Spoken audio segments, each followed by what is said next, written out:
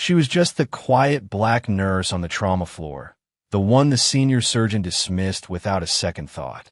Nobody knew her past, nobody asked, and she never offered it. But the night they wheeled in a critically wounded soldier with a sealed military file, he opened his eyes in that operating room, looked past every doctor standing over him, found her face, and whispered a word that no patient had any business saying to a nurse. One word that changed everything. Just before we get back to it, I'd love to know where you're watching from today, and if you're enjoying these stories, make sure you're subscribed. The overnight shift at Mercy General Hospital in Baltimore was never quiet. It was the kind of quiet that wasn't really quiet at all. Full of beeping monitors, rubber soles squeaking on polished linoleum, low, urgent voices carrying through corridors that smelled like antiseptic and burnt coffee. Most of the nurses who worked the night trauma floor had learned to tune out the chaos. Naomi Carter had learned something different. She had learned to listen harder. She moved through the ward the way water moves through a narrow channel, without wasted motion, without hesitation, without making a sound that didn't need to be made. She checked vitals on the patient in Bay 4 before the monitor alarmed. She repositioned the 4 drip in Bay 7 before the bag ran out. She noted the subtle change in respiration rate on the elderly man in Bay 2 and flagged it in the chart a full 20 minutes before the attending physician noticed anything at all. Nobody thanked her for any of it. Most nights, nobody noticed. Carter. The voice came from a nurse's station, flat and dismissive. She turned to find Dr. Victor Langford standing with his arms crossed and his reading glasses pushed up on his forehead like a man who had decided long ago that the world owed him its full attention. He was tall, silver-haired, and carried the particular arrogance of someone who had been the smartest person in many rooms and had never once considered the possibility that he wasn't. I need the chart on the patient in Bay 9, not the digitized summary. The physical intake notes. Can you manage that? Already on your workstation, Naomi said. He blinked. I didn't ask you to. You were going to, she said simply, and turned back to her work. The silence that followed lasted exactly 3 seconds before Langford made a sound in the back of his throat and walked away. A younger nurse named Petra, barely 6 months out of school, appeared at Naomi's elbow with wide eyes. He's going to hate you for that, Petra whispered. He already does, Naomi said. It doesn't interfere with the work. That was the thing about Naomi Carter that people couldn't quite figure out. She was not unfriendly. She wasn't cold, exactly. She would answer questions, explain procedures, show younger nurses the correct way to read a wound drainage assessment or spot the early signs of septic shock. But she held herself at a certain distance from the social fabric of the floor. The gossip, the venting, the weekend plans discussed over shared lunches. That made her feel, to most of her colleagues, like someone who existed slightly outside the normal world. Like she was watching it through glass. Staff had been whispering about her since her first week. She'd come from a placement agency. Her references were solid but vague, and she never talked about where she'd worked before. What she did talk about, if you asked directly enough, was the work in front of her. She knew wound patterns the way some people know music instinctively, with a depth that went beyond anything taught in nursing school. She read trauma presentations the way seasoned ER physicians did. She anticipated complications before they became emergencies. Dr. Allison Brooks had been watching her for 3 weeks. Brooks was 34, the youngest attending trauma surgeon on the floor, and she had gotten to her position by paying close attention to things other people dismissed. She had watched Naomi catch a misread EKG that would have resulted in a dangerous medication interaction. She had watched Naomi correctly identify a compartment syndrome presentation that 2 residents had chalked up to normal post-surgical swelling.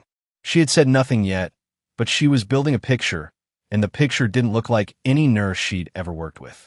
It was 11:47 when the radio crackle came through from the ambulance bay.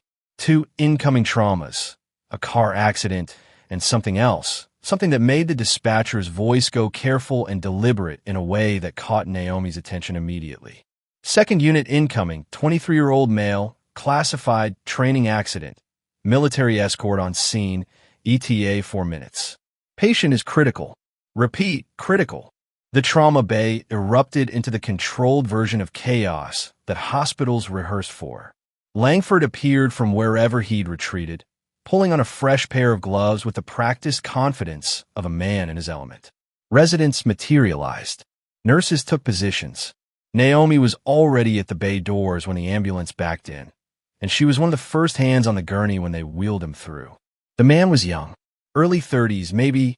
He was large through the chest and shoulders in the particular way that spoke of disciplined physical training maintained over years, not vanity. His face was pale with blood loss, jaw set even in unconsciousness, and there were two military personnel flanking the gurney who wore civilian clothes that fit them badly, the way military clothes on military bodies always look when they're pretending to be something else. The patient's intake paperwork was sealed in a red folder that one of the escorts held against his chest and did not hand to anyone. "What are we working with?" Langford said, moving alongside the gurney. "Blunt abdominal trauma, possible internal hemorrhage, penetrating wound to the left shoulder, secondary lacerations to the forearm, and neck consistent with..." The paramedic began reading from his notes.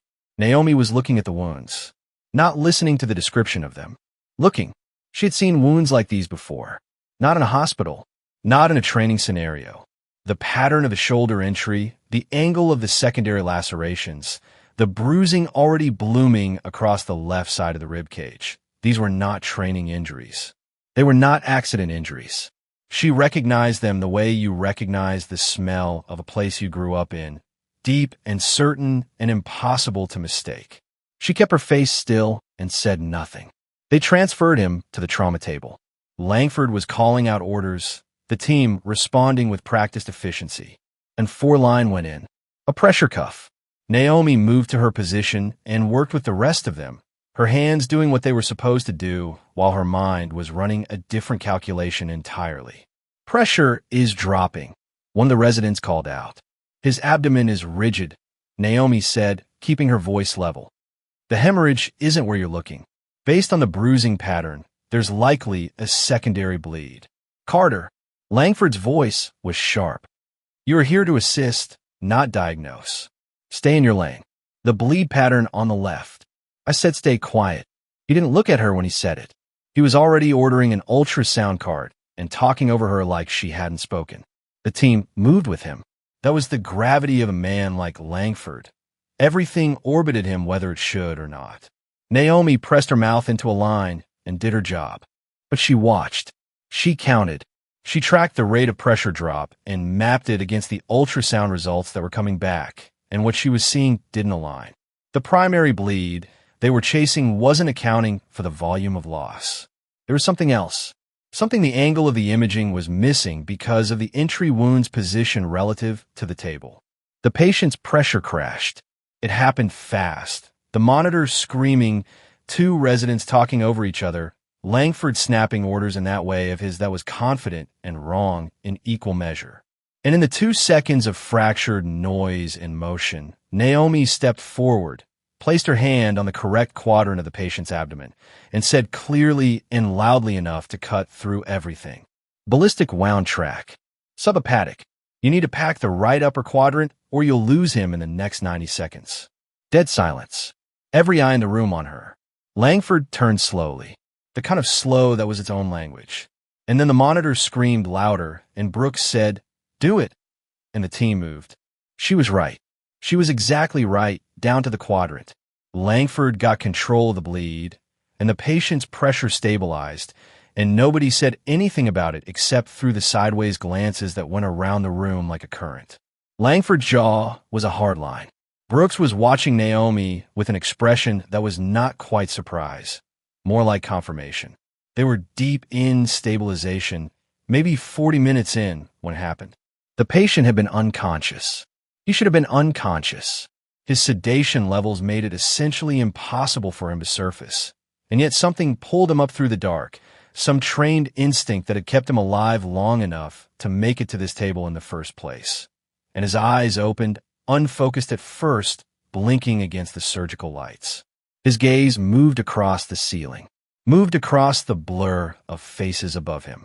And then it found Naomi, standing 3 feet away with her gloves stained and her face still, and her eyes watching him with that particular quality of attention that was not like any other attention he had ever felt from anyone except one person in his entire life. His lips moved. Everyone in the room leaned slightly, involuntarily. "Commander," he whispered. Barely a sound, but the room was very still. "Is that you?" The word landed like something dropped from height. Naomi did not react.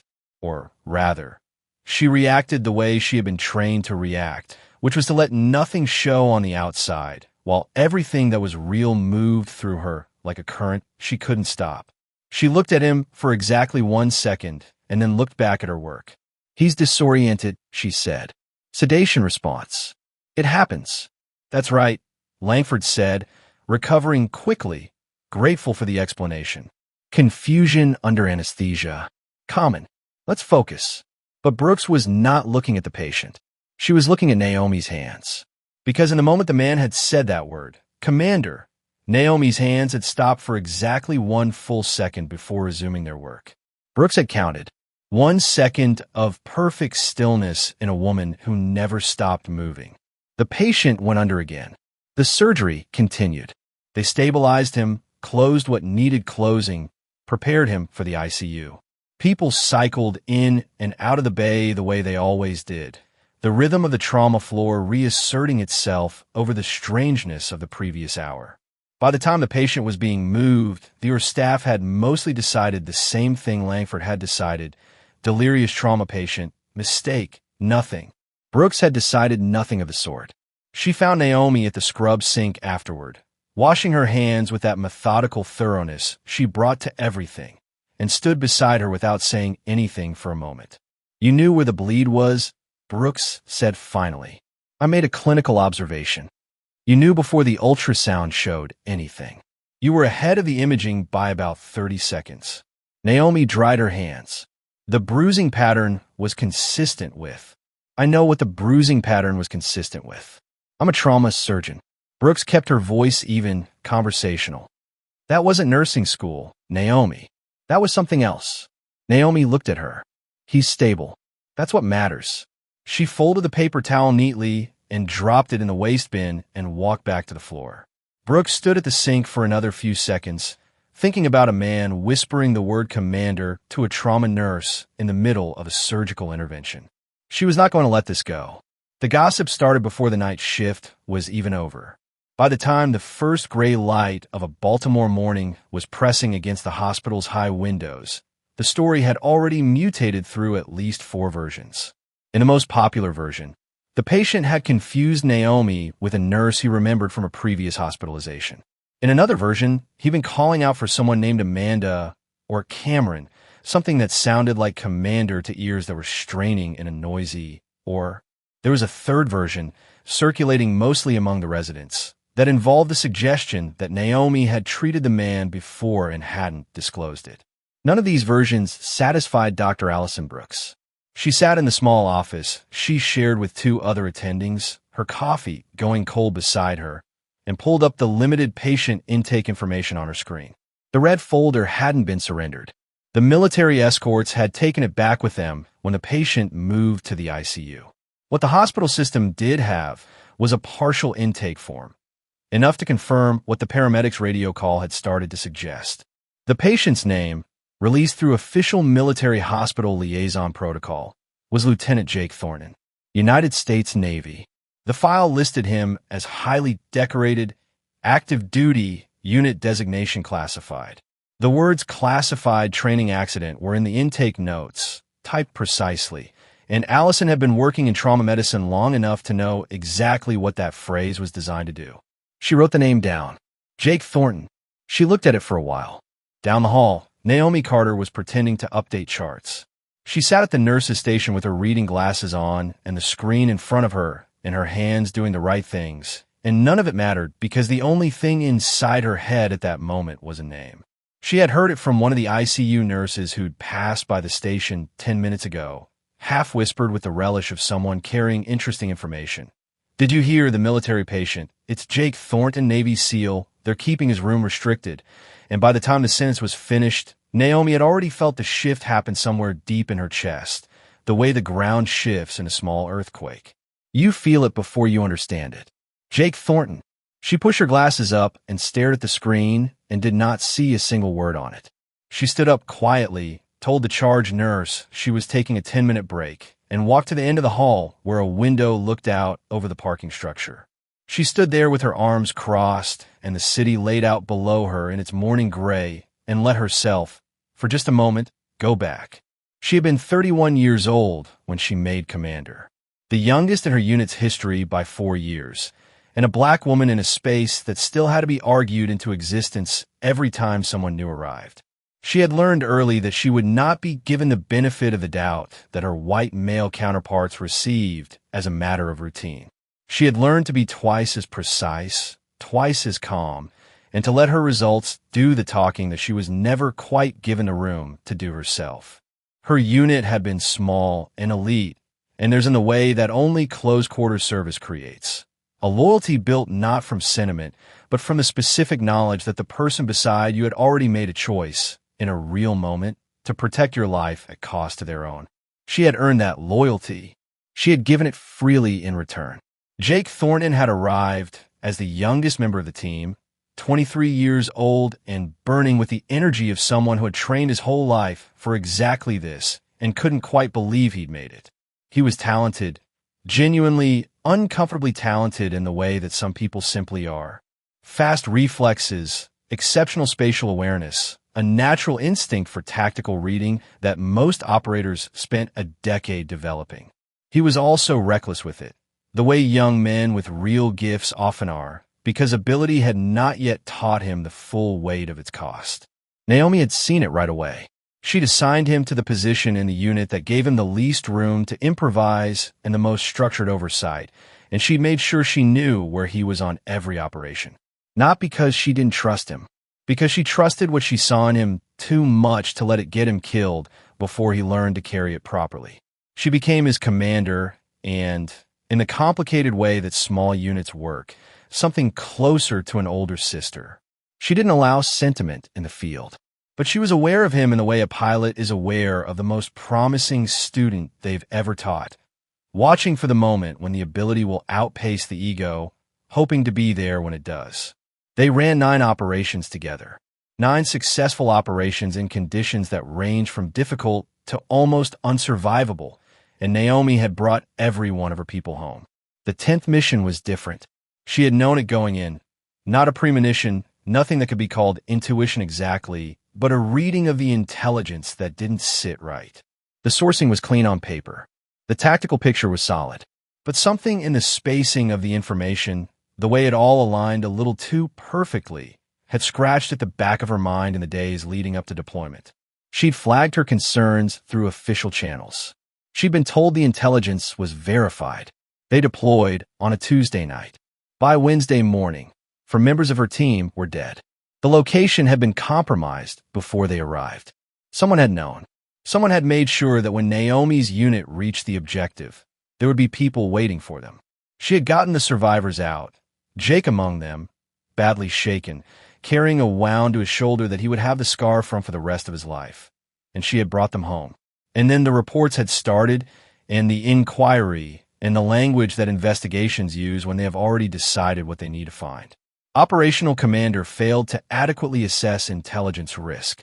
The mission failure is attributed to command-level decision-making. She had resigned rather than watch her surviving soldiers pulled through an inquiry designed to produce a predetermined verdict. If someone needed to carry this, she would carry it. She was the commander. That was what the rank meant. She had left the Navy on a Tuesday, 7 years ago, and she had not spoken about any of it since. Naomi came back to herself at the window. The parking structure was filling up with the day's shift arriving. She looked at her own reflection in the glass for a moment. The scrubs, the lanyard, the reading glasses pushed up on her forehead, and then she turned and walked back to the nurse's station. She was halfway through the charting she hadn't finished when the call came through from the ICU charge nurse. The military patient in restricted room 4 was beginning to surface from sedation. Family contact had been requested, but was unavailable. Nursing staff check requested.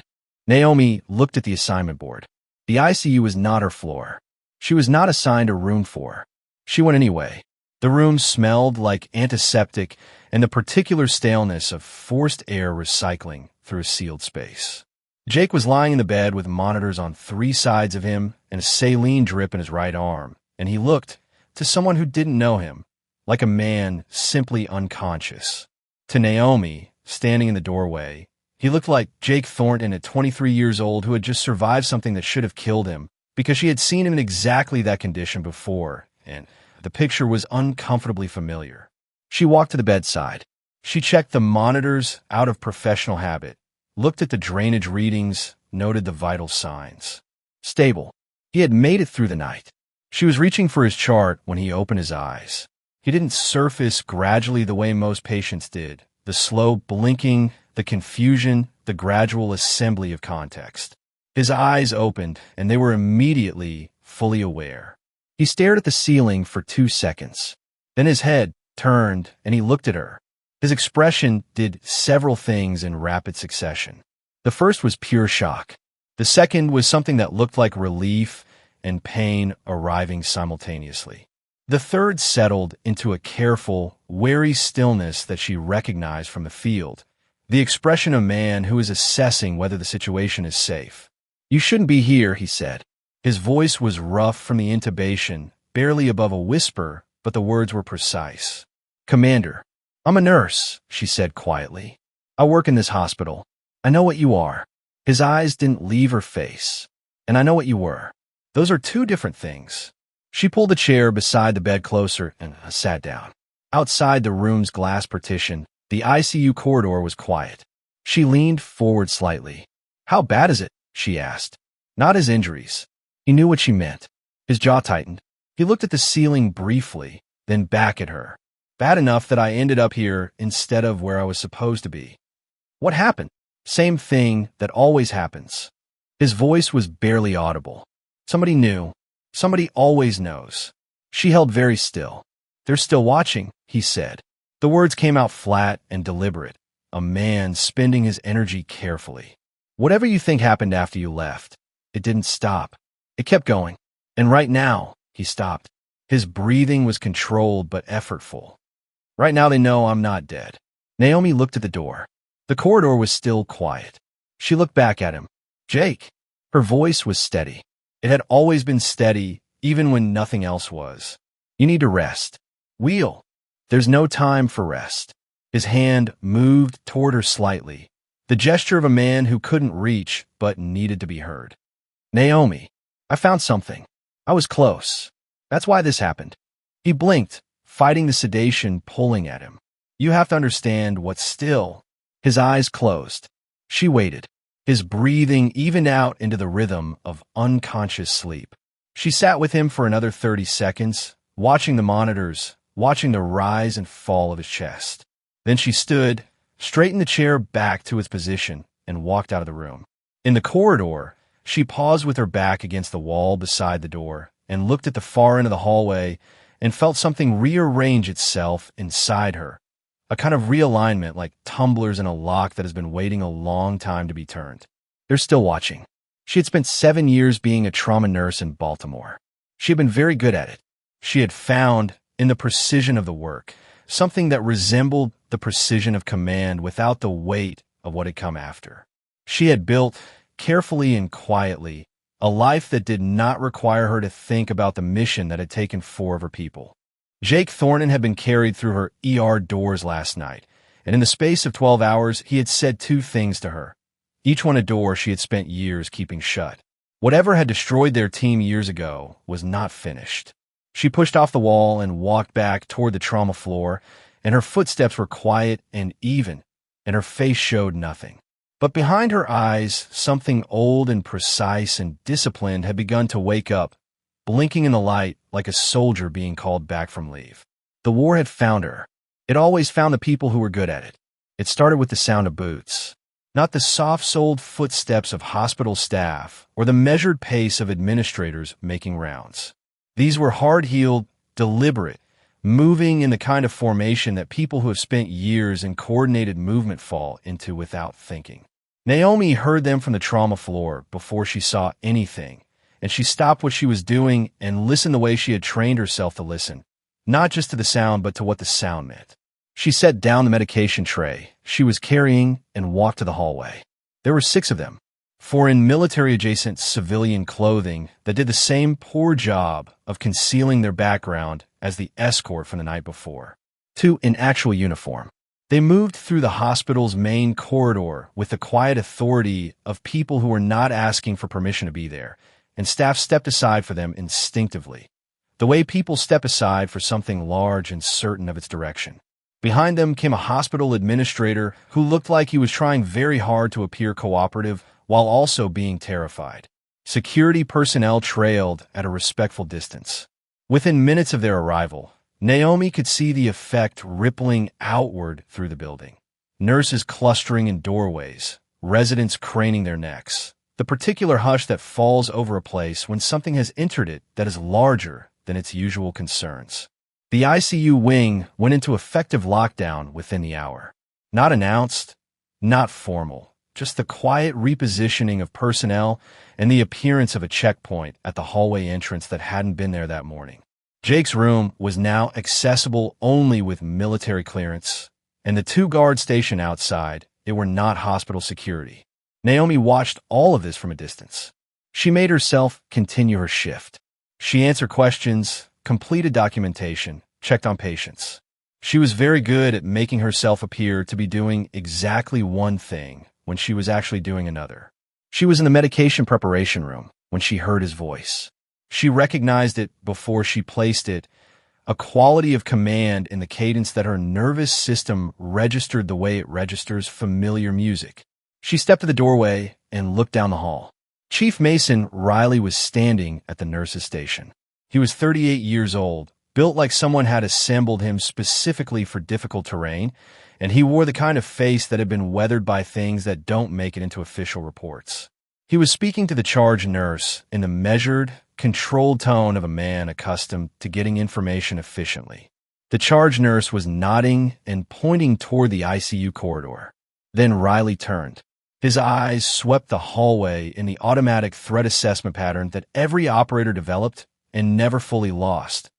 Left to right, near to far, movement prioritized, and they found Naomi standing in the doorway of the medication room 30 feet away. He went completely still. For a moment, they simply looked at each other across the length of the hallway, and the noise of the hospital floor seemed to recede to a great distance. Riley's expression moved through several things very quickly. Shock, then something raw and unguarded, then a kind of relief so profound it briefly unmade the hard lines of his face. He crossed the distance between them in 8 steps. He stopped 2 feet in front of her. And then Chief Mason Riley, decorated SEAL team leader with 11 years of active special operations service, stood straight and brought his hand to his forehead in a clean, formal salute. The effect on the hallway was immediate. 3 nurses stopped moving entirely. A resident walking past paused mid-stride. Dr. Victor Langford, who had arrived from some other part of the floor and was now standing near the nurse's station reviewing charts, looked up from his papers with an expression of pure disorientation. The expression of a man who has walked into a room where the furniture has been rearranged in the dark. "Commander Carter," Riley said. His voice was steady, but she could hear what was underneath it. "I didn't know you were here." "I work here," she said. "Put your hand down, Mason." He lowered the salute slowly. He did not look away from her. "How long?" he asked. 4 years at this hospital. 3 before that at a clinic in D.C. She kept her voice low, professional. "I'm a trauma nurse. That's what I am now." "You were the one in the ER last night," he said. It wasn't a question. "I was part of the surgical team. Jake is alive because of that." He said it simply, without decoration. Naomi glanced down the hallway. Langford was still watching them. So were the nurses. So was everyone who had a sight line to this particular stretch of corridor. "This isn't the place," she said quietly. "No," Riley agreed. "But I need you to know something before we do this anywhere. Whatever you think your role is right now," he held her gaze, "you're the reason half the people I've served with came home. And there isn't a man on my current team who doesn't know that." She looked at him for a moment. Then she said, "Walk with me." Langford stopped them before they made it 3 steps. He had detached himself from the nurse's station and was moving toward them with the energy of a man who had decided something needed to be addressed. "I'm sorry," he said, looking at Riley. "I don't know who cleared you to be in this section of the hospital, but I need to understand what's happening with the patient in ICU Restricted 4. He's my patient, and—" "He was your patient," Riley said pleasantly. "He's now under military medical jurisdiction.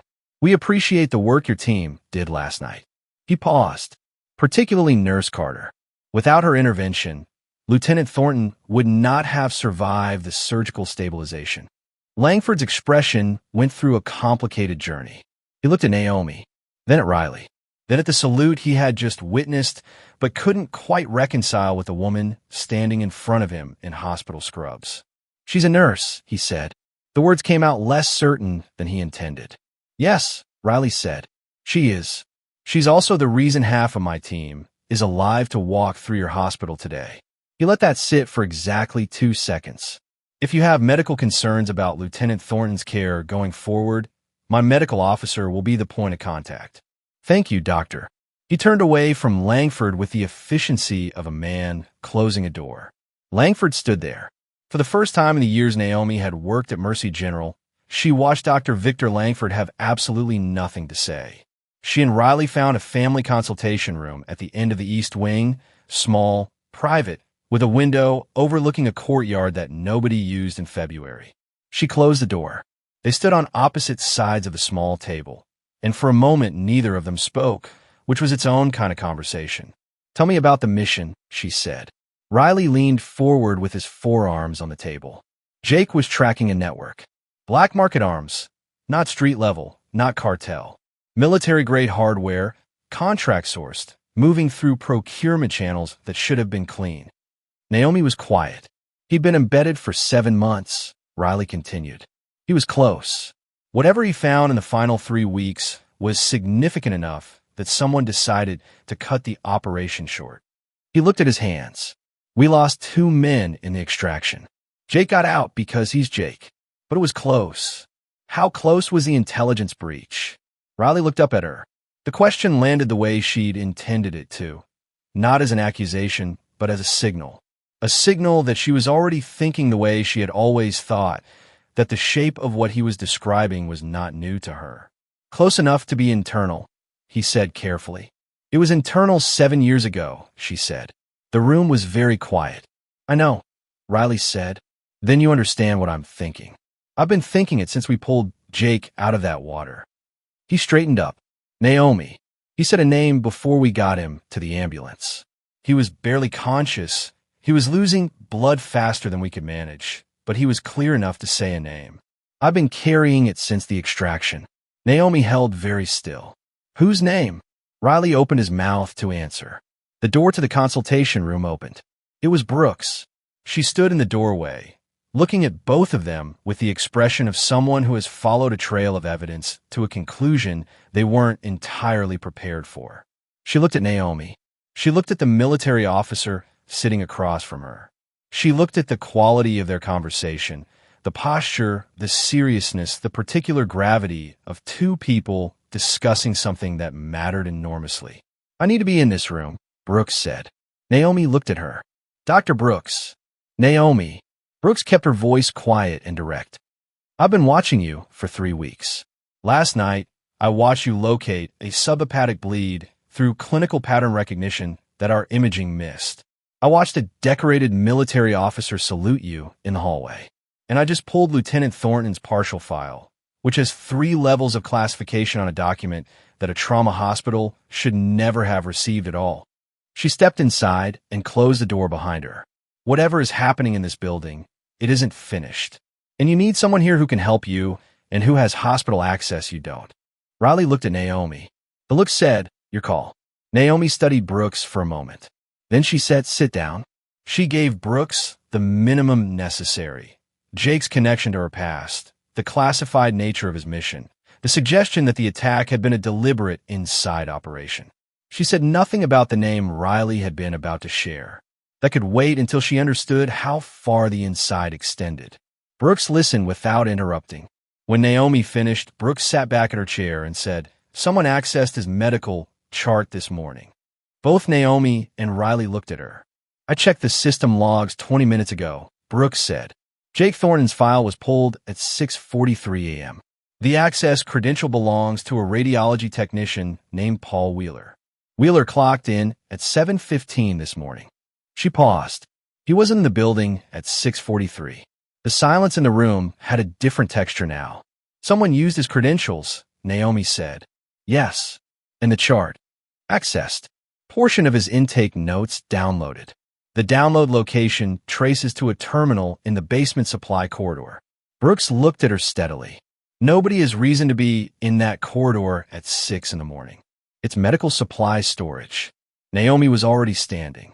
The basement supply corridor was a long, fluorescent-lit channel that ran the length of the hospital's original building, lined on both sides with shelving units and rolling carts and the general industrial background of a working medical facility. It smelled like rubber and cardboard and cleaning solution. At 6 in the evening, with the day shift winding down and the night shift not yet fully populated, it was empty except for the hum of the overhead lights. Naomi walked through it slowly, reading the space the way she had been taught to read unfamiliar terrain, looking for what didn't belong, what was slightly wrong, what had been moved or disturbed. She found the terminal in question. A standalone workstation mounted to the wall near the fire door at the corridor's midpoint, used for inventory logging. The screen was dark. She looked at the floor around it, the shelf beside it, the fire door itself. The fire door had a thin strip of black adhesive tape pressed across the latch mechanism. Small, easy to miss if you weren't looking. If you pressed the door open from outside with the latch taped, it wouldn't catch. It could be pushed open from outside without triggering the alarm. Someone had prepared an exit route. She pulled out her phone and photographed the tape without touching it. As she walked back upstairs, she reported what she found to Riley. He reported it through channels she wasn't fully aware of. By 9 that evening, hospital security was quietly reviewing every entry and exit log from the past 24 hours, and 2 of Riley's people were walking the perimeter. It should have been enough for one night. It wasn't. At 11:20, Naomi was at the nurse's station completing documentation when one of Riley's personnel, a young man who introduced himself only as Warren, appeared at her elbow and said, very quietly, "Someone's trying to access the ICU corridor. Not military, not staff. They got a lab coat and a fake badge, but the badge number doesn't match anyone in the system. They're at the checkpoint now." Naomi was on her feet before he finished the sentence. She moved through the corridor at a pace that was fast without looking like it was fast, the walk of a nurse responding to something, which was unremarkable in a hospital at any hour. She came around the corner of the ICU hallway in time to see a figure in a white lab coat at the checkpoint, speaking with the guard, holding out an ID badge with the ease of someone who had done this kind of thing before. Medium height, dark hair, the posture of calm. The guard was checking the badge number against his list. Naomi could see from the guard's expression that something wasn't matching. She walked toward them with purpose. The figure in the lab coat sensed movement and turned slightly, and in the fraction of a second before the person controlled their expression, Naomi saw the calculation happen behind their eyes. Saw them assess her, assess the guard, assess the distance to the corridor's far exit. "Dr. Mitchell," Naomi said clearly, using a name that meant nothing, a decoy. "Dr. Langford is looking for you. He needs the overnight labs for the patient in room 6. The figure looked at her, a beat of hesitation, and then they moved, not toward Langford, not toward room 6, but toward the corridor's far exit, fast and decisive, the controlled sprint of someone trained for exactly this kind of exit. "Stop," Naomi said. The word came out in a voice she had not used in 7 years. The voice that had once moved 30-person units through hostile terrain on a whisper. It carried.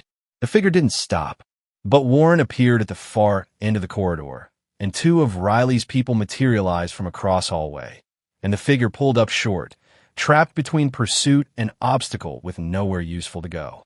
In the commotion that followed, brief, controlled, loud enough to bring 3 nurses and a bewildered resident running, the figure managed to twist through a gap and push through the fire stairwell door. By the time anyone made it through after them, the stairwell was empty. One person gone, but not without leaving something behind. A cell phone, dropped in the scramble, sliding under the baseboard near the stairwell door. Warren bagged it without touching the screen. Naomi stood in the empty stairwell for a moment with her hand on the door frame, listening to the building around her, thinking about what had just been attempted. Someone had come to Jake's room tonight. Not to retrieve him, not to move him. If they'd wanted to move him, they would have come with paperwork and muscle. This was one person with a fake badge and a practice comm. One person came in to make sure a wounded man did not leave that room alive. She pushed back through the door and walked back to the ICU hallway and looked at the guard station outside Jake's room. And she thought about hospital corridors and fake credentials and how many more people might be in this building right now who were not what they appeared to be. The hospital was compromised. She was certain of it. Naomi did not sleep that night. She stayed at the hospital through her shift's end and then stayed beyond it. Sitting in the family consultation room with a cup of coffee she didn't drink and a yellow legal pad, she filled slowly with notes in the precise, compressed handwriting she had used for mission documentation years ago. She wrote down everything she knew, everything she suspected. The shape of it, arranged on the page, was worse than she had allowed herself to feel while she was moving through it. By 4 a.m, she had 3 columns. What she knew, what she could prove, what was still missing. The third column was longest. Riley arrived at 5:30, looking like a man who had also not slept, but was accustomed to functioning in that condition. He had a folder under his arm. He sat down across from her without ceremony.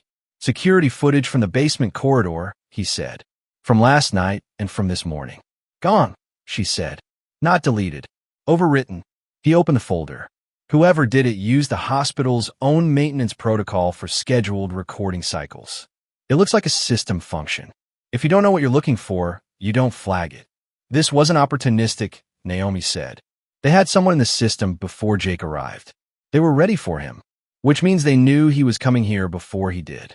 She looked at him, which means they knew about the mission before it finished. The word betrayal sat between them without either of them saying it. Brooks appeared at 7:15, earlier than her shift required, carrying her own coffee and looking like someone who had made a decision she was now committed to. She closed the door behind her, sat down, and said, I need to know what I'm actually involved in. All of it. Naomi studied her for a moment. Why? Because last night someone tried to access a critically wounded patient's room with a forged hospital credential, and the security footage that should show who it was has been scrubbed. Brooks kept her voice even. I've been a trauma surgeon for 6 years. I know what a normal complicated shift looks like, and I know what this looks like. These are different things. She looked at Naomi directly. You need someone who knows this hospital? You need me. Naomi looked at Riley. He gave her the small nod that meant. Your call, same as before. She told Brooks everything. Not the pieces she'd shared the day before. Everything. Jake's mission, the arms network, the internal breach that had allowed last night's infiltration. The pattern she was seeing that connected to the mission that had destroyed her unit 7 years ago. She kept her voice flat and informational. She was a commander briefing an asset who needed full situational awareness to be useful. Brooks listened without the expression of someone being shocked. She listened like someone fitting pieces into a picture she had already partially assembled. Black market arms through military procurement, Brooks said when Naomi finished. That's not a small operation. That's years. That's infrastructure. It's been running for at least 8 years, Naomi said. Probably longer. The mission that cost me 4 soldiers was the first time anyone got close enough to threaten it. They shut us down before we could pull anything useful. And Jake's mission, he got closer. Close enough that they decided the mission had to end. She paused. Close enough that he got a name. Brooks looked at her. Whose name? Naomi looked at Riley. He had been waiting for this moment. She could see it. The slight tightening around his eyes of a man about to say something that cannot be unsaid. I need Jake Conscious to confirm it, Riley said. But in the extraction, just before we got him on the transport, he said it clearly. Twice. He looked at Naomi. Admiral Robert Hayes. The name landed in the room the way physical things land. With weight. With the particular gravity of something that was real. Naomi sat with it for 3 full seconds. She knew Robert Hayes. She had known him when he was a captain and she was a lieutenant commander, when their paths had crossed through joint operations briefings and mission authorization channels. She had respected him. He had been, in the part of her professional life that she tried to think about as little as possible, one of the people she had trusted. "Hey," she said. Her voice was perfectly steady. "It matches," Riley said quietly. The procurement channels Jake traced run through divisions Hayes has had oversight of for the past decade. The authorization signatures on the contract that were flagged, they're buried under 12 layers of bureaucratic cover, but they point to the same authority level. He leaned forward. "Naomi, Hayes was in the oversight chain for your mission 7 years ago. He had access to your intelligence sources. He would have known your deployment timeline. She had known this was coming. She had felt the shape of it from the moment Jake had whispered they're still watching in the ICU. And still, hearing it said plainly, she felt something shift in her chest. Not surprise, but the particular cold weight of confirmation. She had taken the blame for a mission that had been sabotaged by someone she trusted. 4 of her people had died for someone else's money. "Where's Hayes now?" she asked. "DC," Riley said. "He's been informed that Jake survived. My contact at command says Hayes personally requested to coordinate the retrieval." "Retrieval," Brooks said. "You mean?" "He's sending investigators," Riley said. "Officially, to secure Jake's testimony about the mission. Protocol, paperwork above board." He looked at Naomi. "But given what happened last night, given the footage that got scrubbed, given the infiltrator who walked in with a forged badge, they're not coming to protect him," Naomi said. "No." She stood up. She walked to the window. The courtyard below was starting to catch the early morning light, February thin and gray. She looked at it for a moment without seeing it, and she thought about 4 people whose names she could say in her sleep, and she thought about 7 years of carrying something that had never been hers to carry. She turned back to the room. How long before Hayes' people arrive? Riley checked his watch. Transport left DC at 6. Depending on how they're moving, 5 hours. Maybe 4. Then we have 4 hours to get Jake out of this building. Brooks straightened. Riley nodded once. The nod of a soldier who has been waiting for the order that just arrived. "We need a route that doesn't flag in the hospital's official transfer logs," Naomi continued. "We need transport that doesn't match any vehicle registered to military liaison. And we need Jake stable enough to move without the move killing him." She looked at Brooks. "Can you manage his medical condition during a non-standard transfer?" "Yes," Brooks said without hesitation. "Good." Naomi looked at Riley. "What do you have in terms of personnel you trust completely?" 4, he said. "Here now, already in the building. Then here's what we're going to do." She pulled the legal pad toward her and began writing. Her handwriting was the same as it had always been, precise, compressed, every word in its right place. The plan took shape on the page with the efficiency of something her hands remembered how to build. Riley watched her. His expression was not one she could easily describe, somewhere between relief and recognition, like watching something that had been away for a long time finally walk back through the door. Jake regained consciousness at 8:47 a.m. Naomi was in the room when it happened. Having cleared a medical check with the guard outside through a paperwork process Riley had quietly arranged. She was standing at the bedside when Jake's eyes opened, and this time his surfacing was slower, less the snapping awake of the night before, more the careful emergence of a man who had learned to ration his strength. He looked at the ceiling, then at her. "You're still here," he said. "Still here." His eyes moved around the room. "Processed. Assessed. Riley, outside. He'll be in shortly." Jake turned his head slowly to look at the window. The light was the same thin February gray. He was quiet for a moment, and she could see him assembling himself, putting the pieces of the situation back into order the way trained people do, not allowing themselves the luxury of disorientation. "They came for me last night," he said. "Not a question. One person. Fake credentials. Got as far as the ICU checkpoint before we intercepted. Got away. Left the phone." Jake closed his eyes briefly. "Hayes doesn't leave loose ends. If one person got away, there'll be more coming." "We know," she said. "Jake, Riley told me the name you gave him. In the extraction." He looked at her. His eyes were steady, the eyes of a man who had made his peace with what he was carrying. Then you know why none of this stops until he's done. Yes. He ordered the sabotage 7 years ago, Jake said. His voice was quiet but absolute. Naomi, I found the documentation. The authorization chain, the asset payments, the intelligence rerouting that let the opposing force know your team's location. It's all on a drive. He stopped. His jaw tightened. The drive that went missing in the extraction. She was silent. My point, man, Harris. He grabbed it when the ambush started. He knew what it was. He knew if Hayes found out we had it, every one of us was dead regardless of whether we made it out. Jake's voice was carefully controlled, but she could hear the weight behind it. Harris didn't make it out, but he was smart and he was fast, and I don't think he had the drive on him when he went down. You think he hid it? I think he hid it. And I think if it still exists, if anyone found it and left it alone because they didn't know what it was, it's at the site of the extraction. The compound. Naomi thought about that. About a drive full of evidence sitting in an abandoned coastal facility. About Hayes' people already in transit. About the tightening window between now and the moment Jake's room will be visited by people with official federal authorization and an unofficial order. She leaned forward slightly. We're moving you in 3 hours. Before Hayes' people arrive. Can you tell me everything you remember about the compound? Jake looked at her.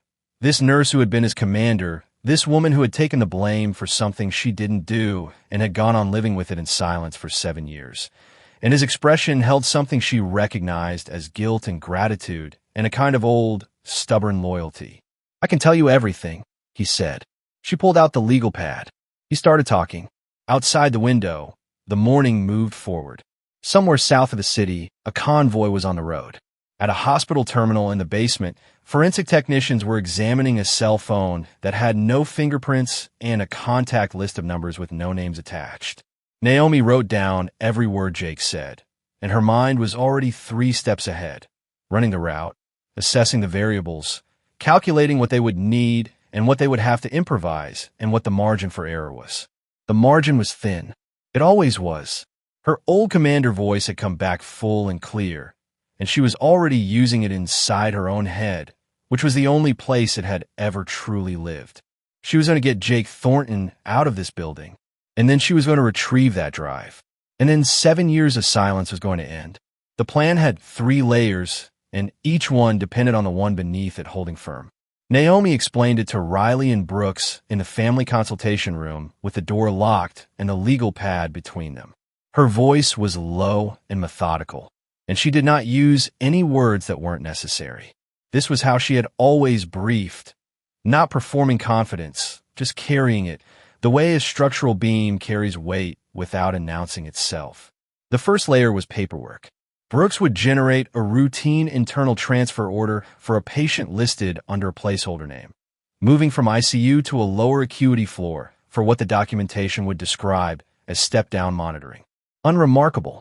The kind of order that moved through a hospital's system a dozen times a day without anyone looking twice. The placeholder name would be processed by the system as a genuine patient because Brooks had the access level to create it, and by the time anyone cross-referenced it against the admission database, they would already be gone. The second layer was personnel. Riley's 4 people would not be in uniform. They would move through the hospital in the clothing of orderlies and transport staff, and they would accompany the gurney through the service corridor on the east wing. Not the main corridor, not the route that passed the checkpoint that Hayes' advanced people might already have eyes on. The service corridor ran to the ambulance loading dock on the building's south side, away from the main entrance where official vehicles would approach. The third layer was the vehicle, not an ambulance.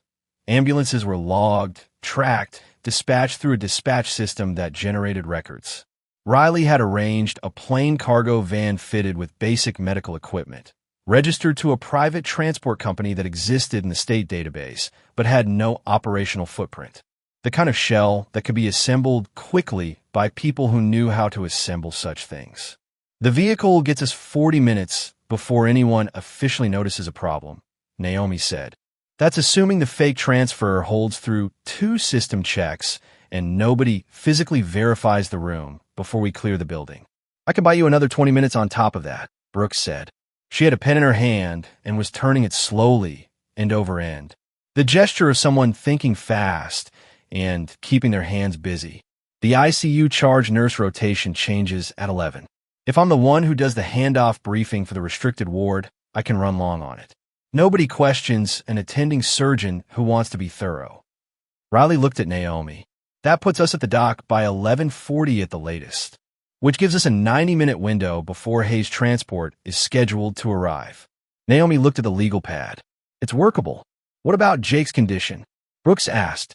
Medically, he lost significant blood volume 2 nights ago. He's 2 days out of major surgery, and we're talking about moving him through a service corridor in a non-clinical vehicle.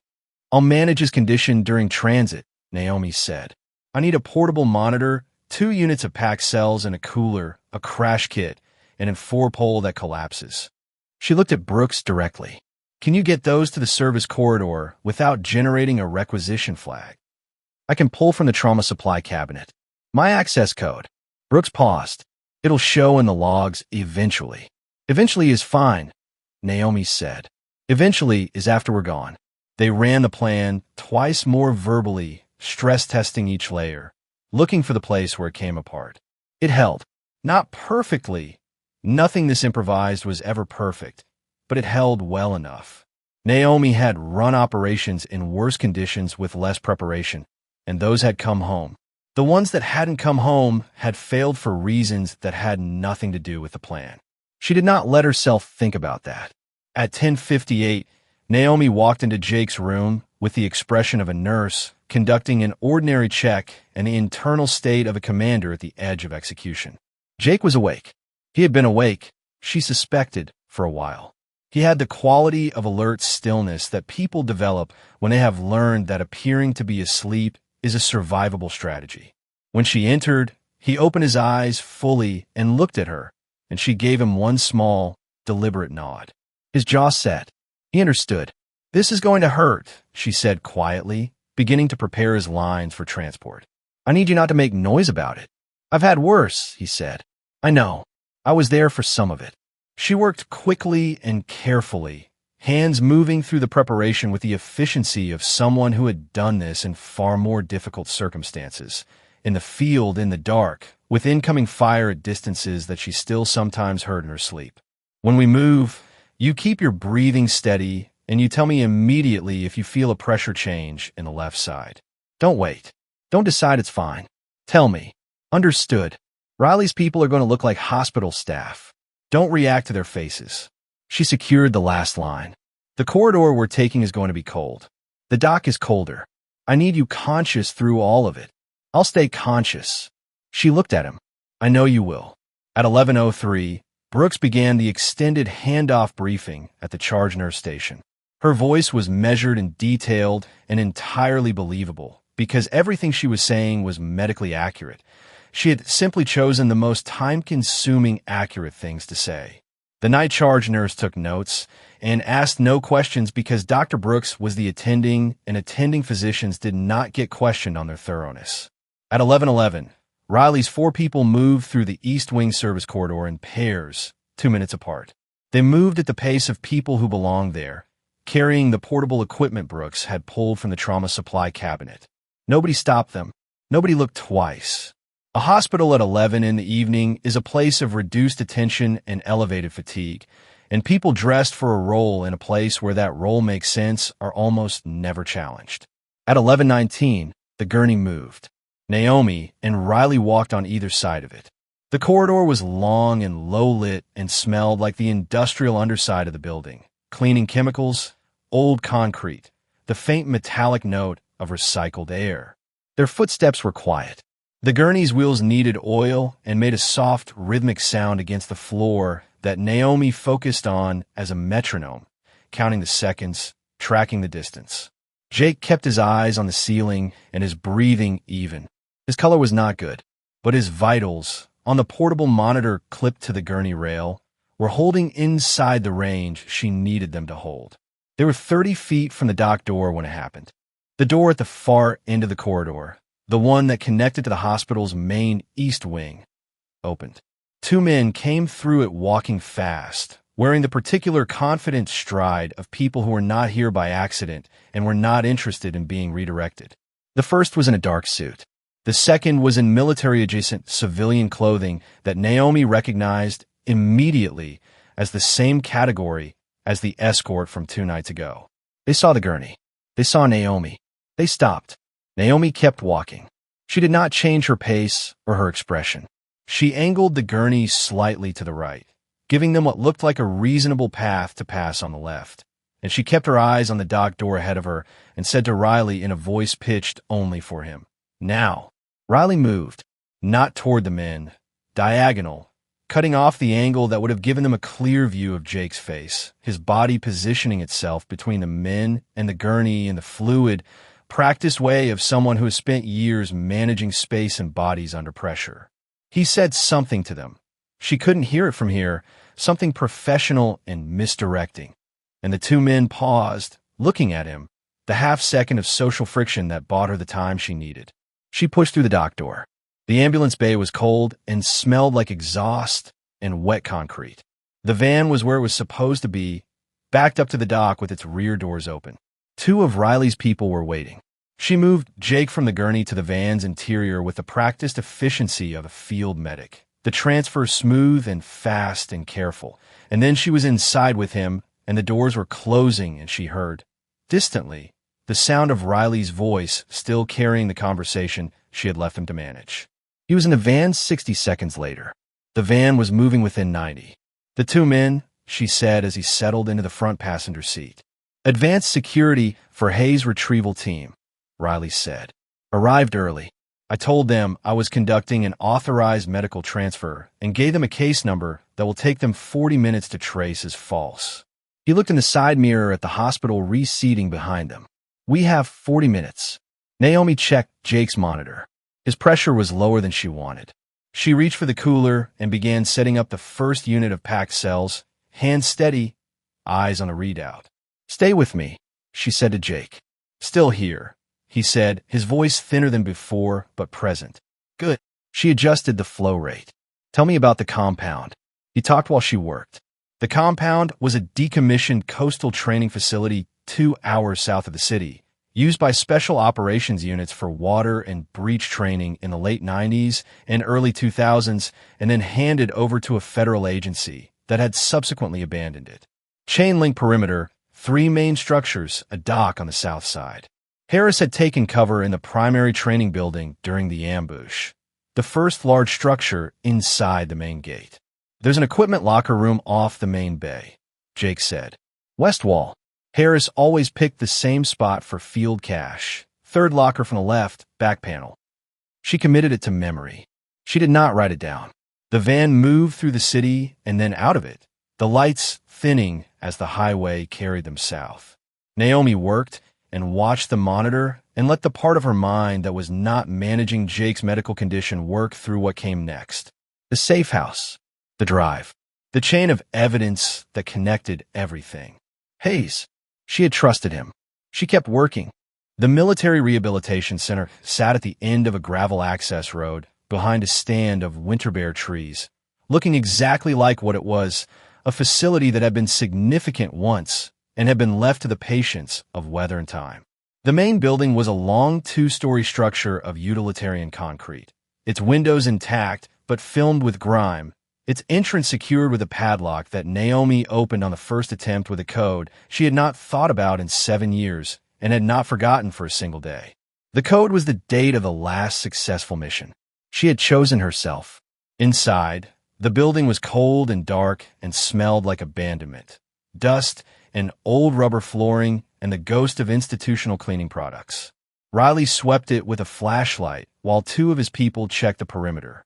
Naomi moved Jake to the medical recovery room on the ground floor, which still had its adjustable cot and equipment mounts and the wall-mounted oxygen connection that she verified was dry but structurally intact. She set up what she had and made it work. She always had.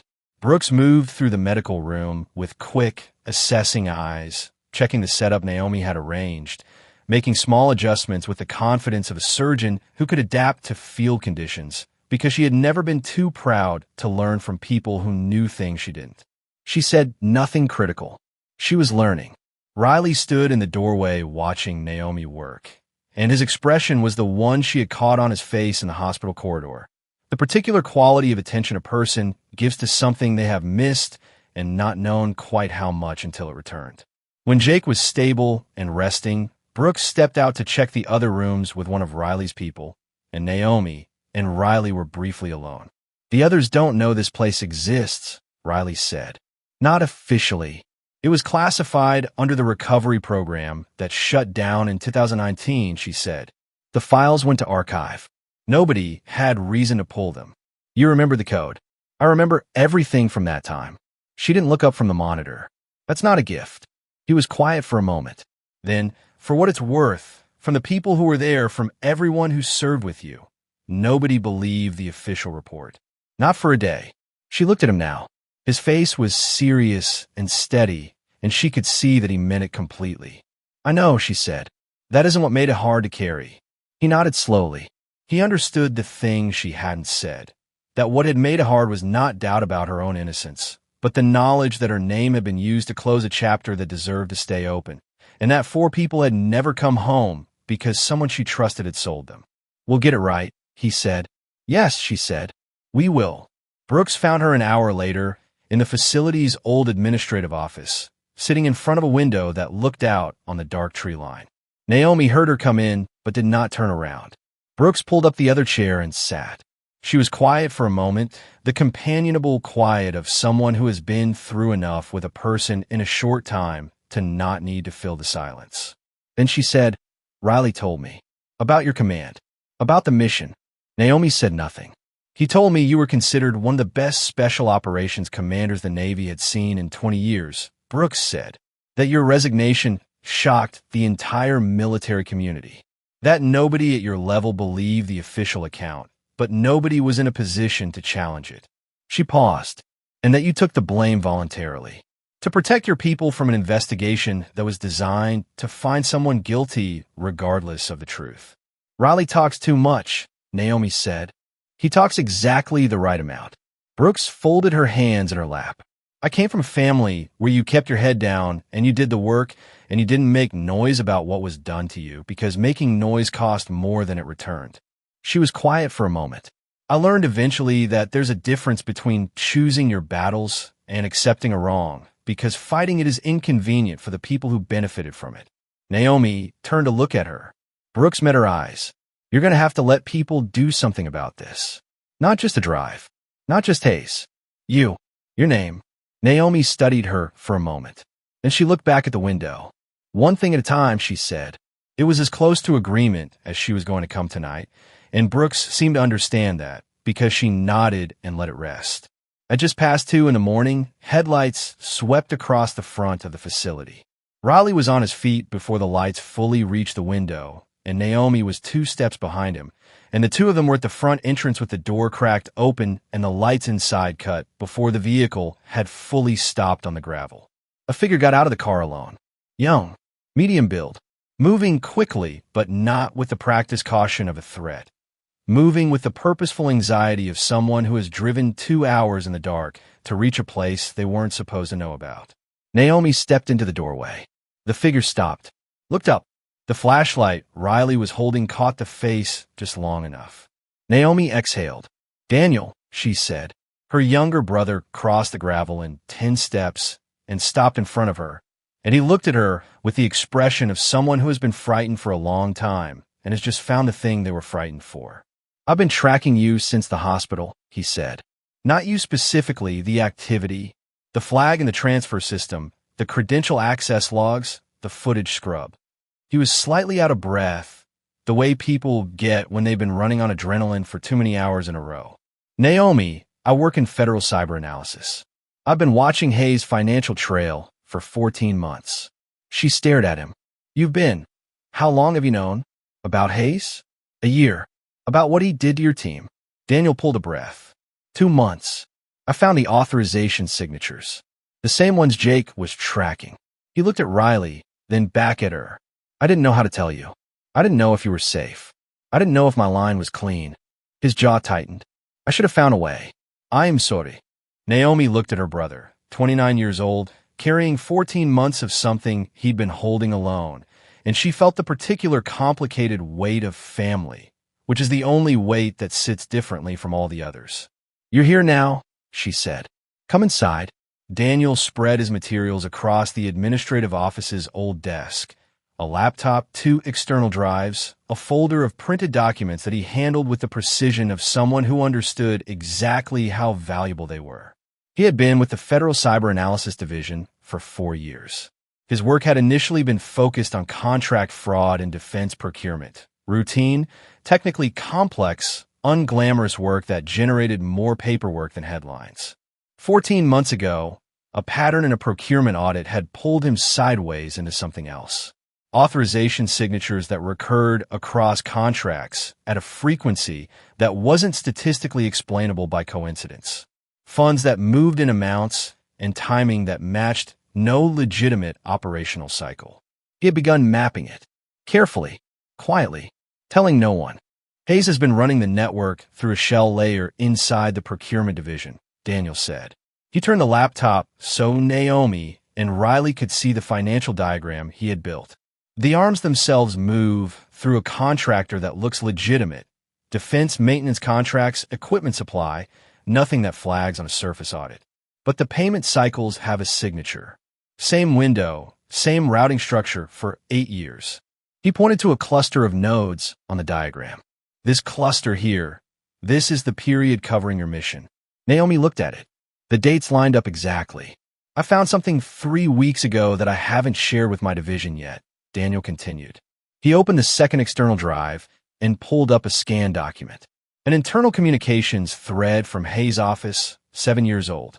Encrypted, but the encryption key was on a decommissioned server that got flagged during a routine archive sweep. He looked at Naomi. "It explicitly references your unit's deployment timeline, and it contains instructions to redirect the intelligence feed to a third-party 24 hours before your mission went active." The room was very still. "He handed them to us," Riley said. His voice was flat and quiet in the way that meant he was controlling something that wanted to be much louder. "He handed them to you," Daniel said. "The documentation is complete on the financial side. What it doesn't have is the operational evidence, the specific communications linking Hayes to the attack itself, and the procurement records for the weapons that were used against your unit." He looked at Naomi. "Jake's drive would have that. If it exists." "It exists," Naomi said, "and we know where it is." Daniel looked at her. He had the particular expression of someone who had spent 14 months working alone on something and had just found out they weren't alone. "Then we can end this," he said. "Yes," Naomi said. She looked at Riley. "We go to the compound tomorrow night." She looked at Daniel. "You stay on the financial documentation.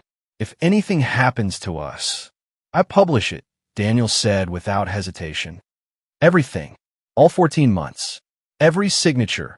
Every routing number. Every date." She held his gaze for a moment.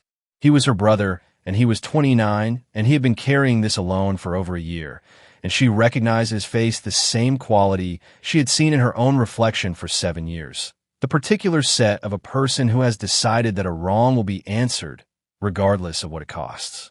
She recognized it because she had raised him to have it. "Good," she said. Jake's voice came from the medical room doorway. He was standing, barely, with one hand on the frame, and he had the expression of a man who had heard enough to insist on being vertical for the rest of the conversation. "I'm going to the compound," he said. Naomi turned. "You're 2 days out of surgery." "Harris was my point man," Jake said.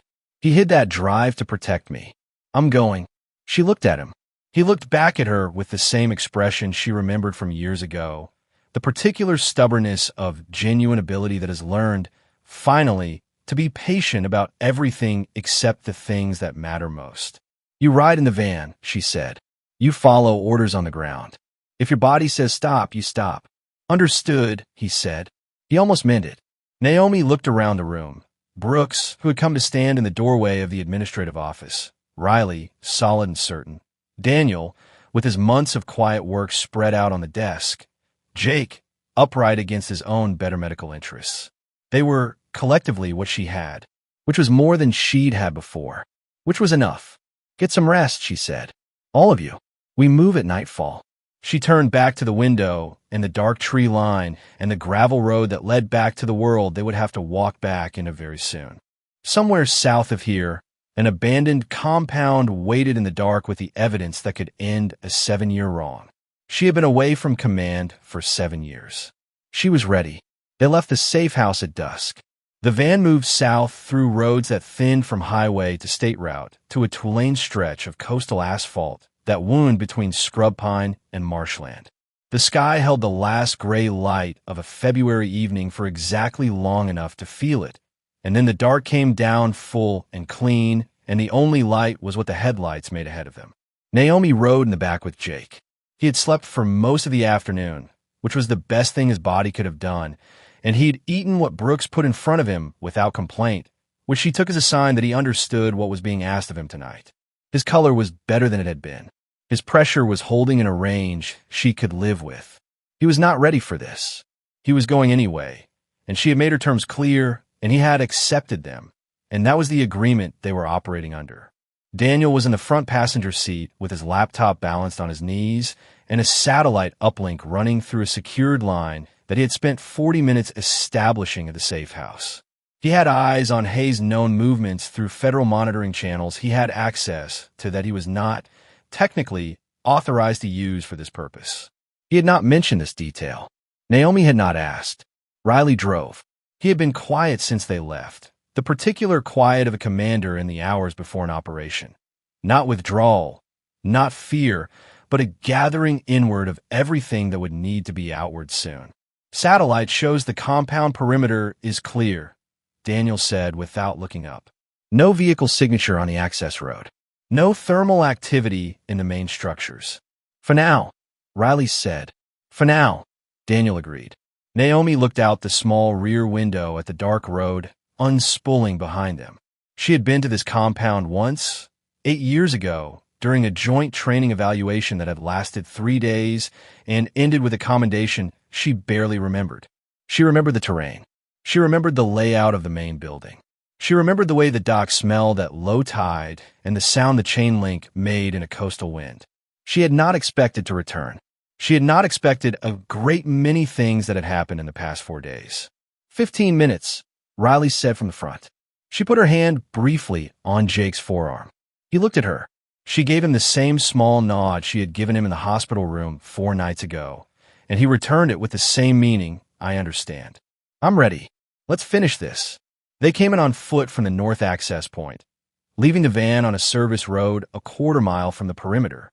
The compound appeared through the tree line as a collection of shapes against the sky.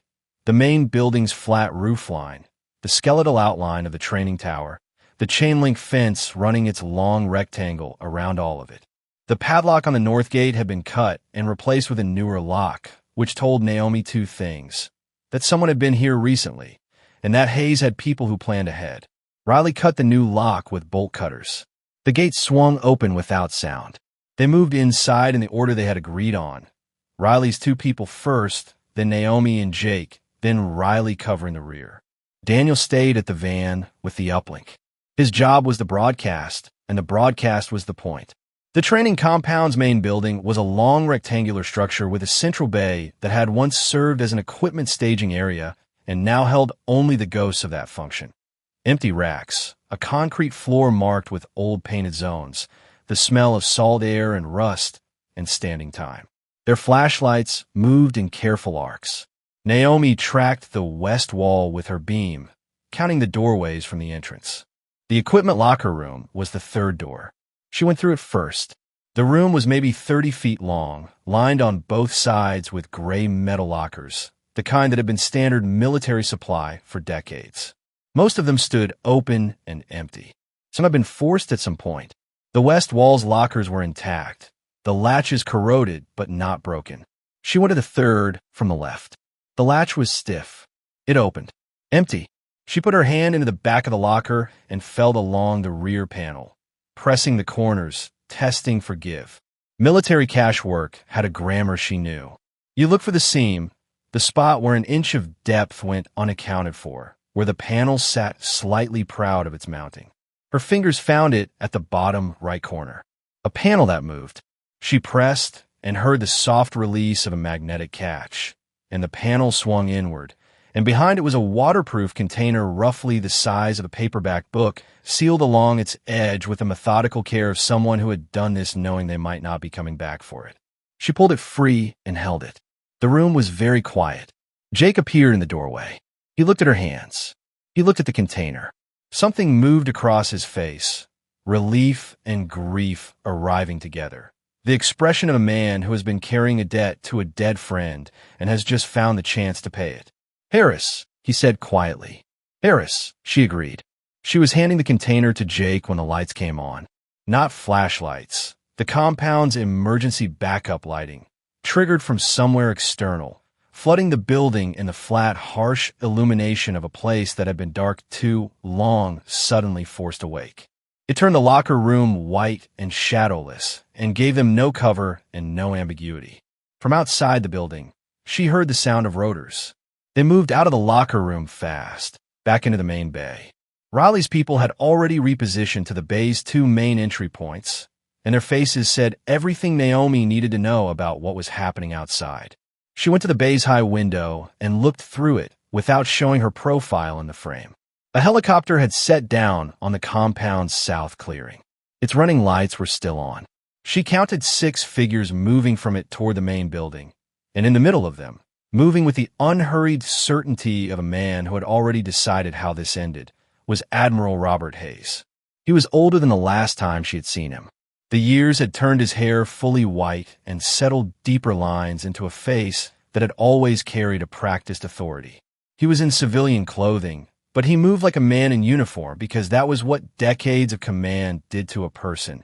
It became the body's language regardless of what the body was wearing. She stepped back from the window. 6+ Hayes, she said to Riley.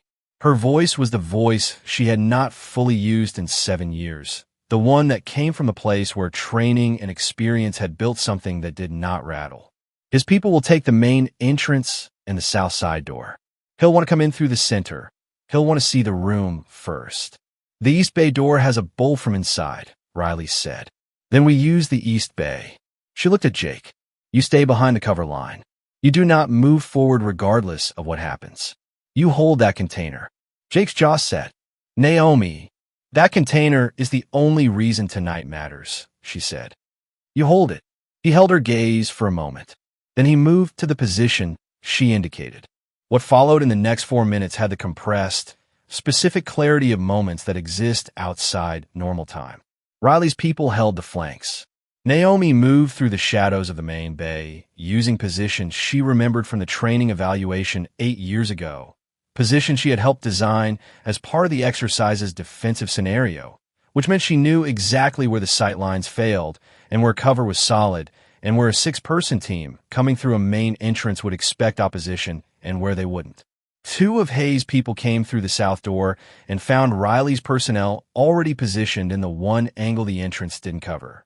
They went down, not permanently, but functionally controlled takedowns that left them secured and out of the operation. 2 more came through the main entrance and found the same. That left Hayes and 1 remaining operative, who had entered separately through a side window with a specific intent of flanking, a tactic that would have worked against people who didn't know the building. Naomi stepped out of the shadow behind the operative before he completed the turn that would have let him see her, and she ended his part in the evening quietly and without ceremony. And then it was Hayes. He stood in the center of the main bay with a flashlight in one hand and the particular stillness of a man who has run out of the moves he planned and is now improvising from the bedrock of his character. His flashlight found her. Commander Carter, he said. His voice was, as she remembered, measured, deep, carrying the automatic weight of someone accustomed to being obeyed. I'd hoped we wouldn't get here. You had hoped I'd stayed quiet, she said. She walked toward him at a steady pace and stopped 15 feet away. You've been hoping that for 7 years. He looked at her. There was something in his face that she hadn't expected and didn't particularly want. A genuine quality of regret. Not for what he had done, for the fact that it hadn't stayed buried. Your unit had been in the wrong place, he said. The operation your team stumbled into, you weren't supposed to be anywhere near that corridor. It was an accident of routing. 4 of my people died, she said. That's not an accident. That's a consequence. The network was 10 years of work, Hayes said, and his voice carried the awful steadiness of a man explaining something he actually believed. The intelligence value of those operations protected assets you will never know about. Sometimes. Don't, she said. The word was quiet and flat, and it stopped him the way a wall stops a door. Don't tell me what their lives were worth. I knew them. Hayes looked at her for a long moment. Then his eyes moved past her shoulder, and she knew without turning that he had seen Jake. The drive, Hayes said. Already transmitted, said a voice from the building's east entrance. Daniel stepped inside, his laptop under his arm, his expression carrying the calm of someone who has just done the thing they spent 14 months preparing to do. He looked at Hayes the way people look at something they have studied closely for a very long time and are finally seeing in person. The contents of the encrypted drive have been broadcasting to the Military Investigations Directorate, the Federal Procurement Oversight Office, and 2 independent journalists for the past 6 minutes, Daniel said. The financial documentation from my own analysis went with it. He paused. It's done.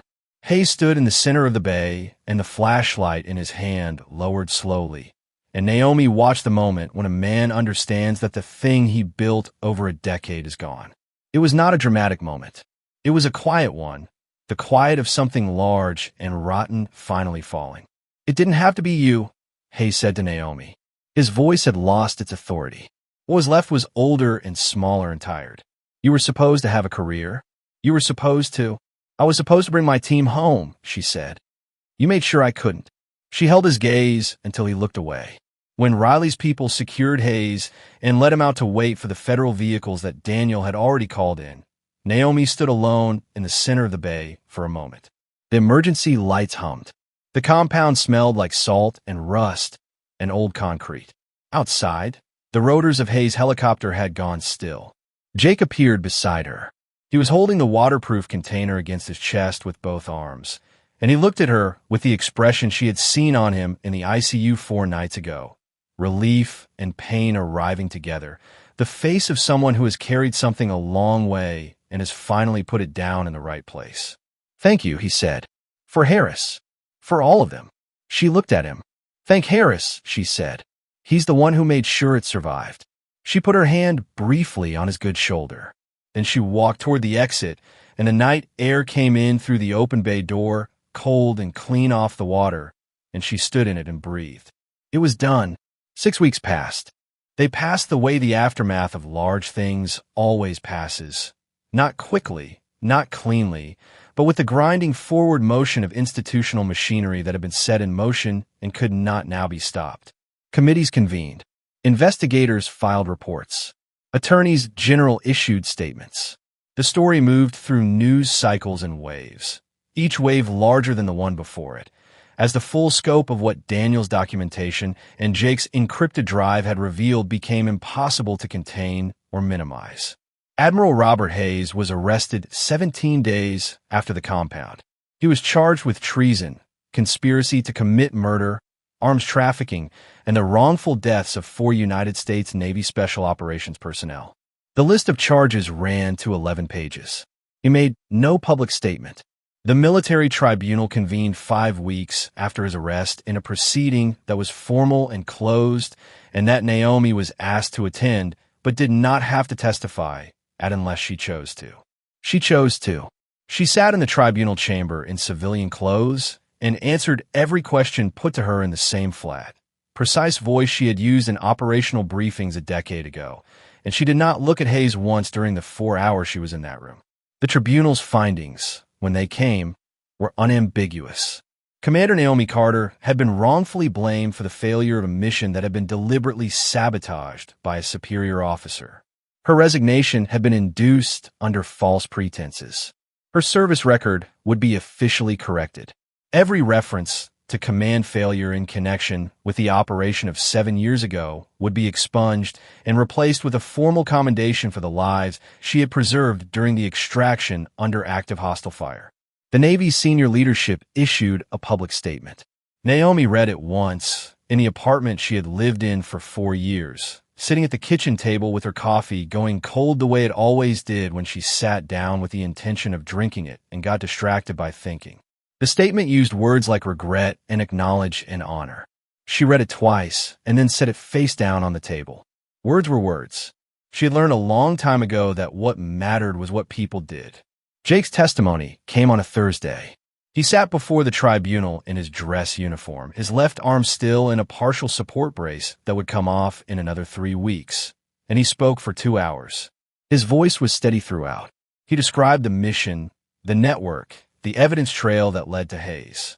And then the tribunal's lead investigator asked him to speak to Commander Carter's service record as her subordinate, and Jake's voice shifted into something different. Not less composed, but more deliberate, carrying the weight of something he had been waiting a long time to say in a room that was capable of hearing it. He described 9 missions conducted under her command. He described the decisions she had made and the way she had made them. Not recklessly, not from ego, but from a systematic and thorough reading of conditions that had brought every person in her unit home. Every time, until the 10th mission, when the conditions had been falsified by someone with the authority to falsify them. He described the extraction under fire, the wounded she had carried, the choices she had made in the moments when the operation collapsed, the choices that had kept the survivors alive.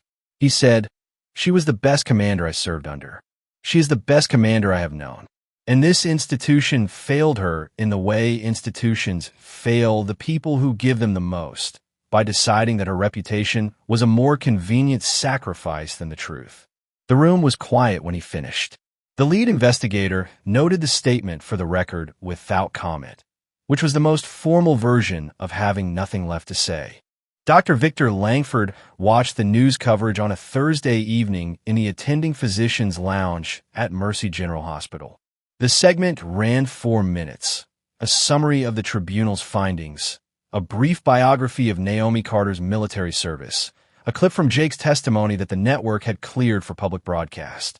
Langford sat with his coffee cup halfway to his mouth for the first 30 seconds and then set it down and watched the rest of it without moving. He thought about a woman in scrubs standing at a scrub sink, calmly explaining a subhepatic bleed to a surgical team that hadn't found it yet. He thought about a man in a hospital corridor bringing his hand to his forehead in a salute. He thought about the chart he had reviewed after the surgery, the intervention notes, the clinical observations, the precise and accurate and completely correct assessment of wound patterns that had saved a patient's life before anyone else in that or understood what they were looking at. He sat in a lounge for a long time after the segment ended. He was not a man who found humility easily, but he was underneath the arrogance and the performance of it.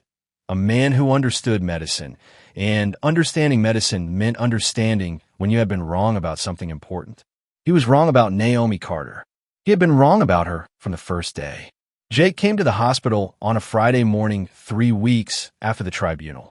He came in through the main entrance in civilian clothes, his left arm free of the brace now, moving with the careful but improving ease of a body that was finding its way back to itself. He stopped at the information desk and asked for Naomi Carter by name. The volunteer at the desk looked up and said she was on the trauma floor, day shift, and could she let Naomi know he was coming? "No," he said. "I'd rather surprise her." He took the elevator to the trauma floor and stepped out into the controlled noise of a working hospital morning. Monitors, footsteps, the overlapping frequencies of a place that did not pause. He asked a passing nurse where he might find Naomi, and the nurse pointed toward the far end of the hall. She was at the nurse's station, standing with a chart in her hand, talking to one of the younger nurses about a patient's medication interaction. She was in her scrubs. Her reading glasses were pushed up on her forehead. She looked exactly as she had always looked in this building, composed, precise, present. She looked up. She saw him. Something moved across her face that she didn't bother controlling, a brief, full warmth that she usually kept behind the professional surface, visible for exactly the moment it took her to cross the distance between them. She stopped 3 feet away. He stood straight. His right hand came up, clean and formal, and he held the salute.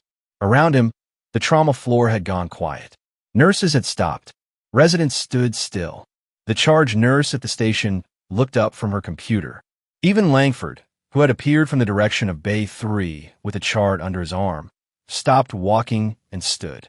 Jake held the salute. Naomi looked at him. She looked at the room around her, the people who had dismissed her, and the people who had wondered, and the people who had known something was different about her and hadn't known what to do with the knowledge. She looked at Petra, the young nurse who had whispered that Langford was going to hate her, standing with both hands pressed to her mouth. She returned the salute. It was not a long moment, but it was a complete one, the kind that does not require extension because it contains everything that needed to be said inside itself. She lowered her hand. So did he. How's the shoulder? She said. Good enough, he said. You did solid work. The surgical team did solid work. You know what I mean? She didn't know. She let herself accept it, which was the thing Brooks had told her she needed to learn to do and which did not come naturally and which she was working on. The Navy's offer arrived the following week, delivered in an official envelope that sat on Naomi's kitchen table for 2 days before she opened it.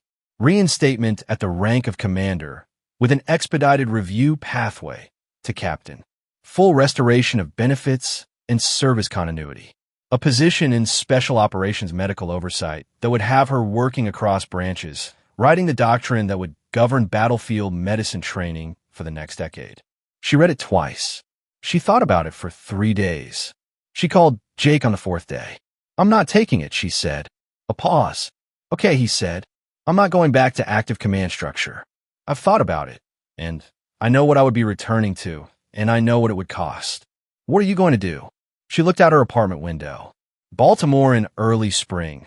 The first suggestion of green at the edges of things. The sky a cleaner blue than February allowed. There's a proposal on the table to create a civilian specialist track for Special Operations Medical Training, she said. Civilian instructors with operational backgrounds working directly with SEAL medical units. No rank, no chain of command, just the work. Training the next generation, Jake said. Training the next generation, she agreed. He was quiet for a moment. Harris would have liked that, he said. She felt the particular weight of the name. Not the crushing weight it had been for 7 years, but something different, something that could be carried. The weight of a person who had mattered and still mattered, and whose absence was a permanent fact that did not have to be a wound. Yes, she said, he would have. She went back to work on a Monday. She came in through the main entrance the way she always had, with her bag over one shoulder and her coffee in her hand and her reading glasses already on top of her head. She took the elevator to the trauma floor. She clocked in at the nurse's station and reviewed the overnight notes and began her shift. The staff around her moved with the morning rhythm of the floor, the overlapping motion and sound of a place that did not stop. Some of them greeted her the way they always had. Some greeted her differently now, with a quality of attention that was not the attention of people seeing someone for the first time, but people seeing someone they had always been looking at, finally understanding what they were looking at. Langford passed her in the hall at 8:15. He stopped. She waited. Carter, he said. He seemed to be working on something internally, some rearrangement of himself that did not come easily. Dr. Langford, she said. You were right, he said. About the bleed. About the wound pattern. He paused. About a number of things. I know, she said. He nodded once, the nod of the man who had said the thing he needed to say and was not going to elaborate on it. He walked on. She watched him go. Then she picked up her chart and walked down the hall and through the trauma floor, past Petra, the medication cart, past the young residents who moved aside with a respect that was nothing like what she had been given when she arrived, past the bay windows and the morning light coming through them, and the working noise of a place that helped people survive things that should have killed them. The floor did not pause for her. It kept its rhythm, as it always had. She kept hers alongside it. She was a trauma nurse. She had also been a commander and a soldier, and a woman who had carried a wrong for 7 years in silence, and who had come to the end of that silence not with noise, but with the same quiet precision she brought to everything she did. The staff knew now. They had always been standing beside her. How many people do we overlook every day simply because of the uniform they're wearing, never once asking what they had to sacrifice to get there? If this story hit you, like and subscribe. There are more where this came from.